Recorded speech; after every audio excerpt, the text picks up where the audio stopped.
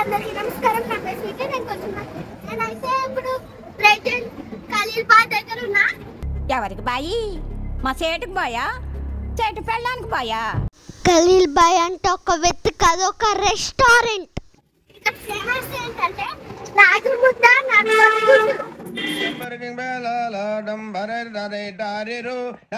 ఇక్కడ బయటకు వచ్చి రొయ్యలు కూడా కుంటూ తినచ్చు.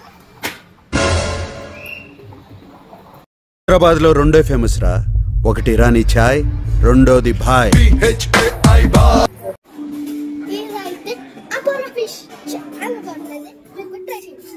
మన రాగి ముద్ద నాటుకోడి పులుసు అయితే వచ్చేసింది ఫ్రెండ్స్.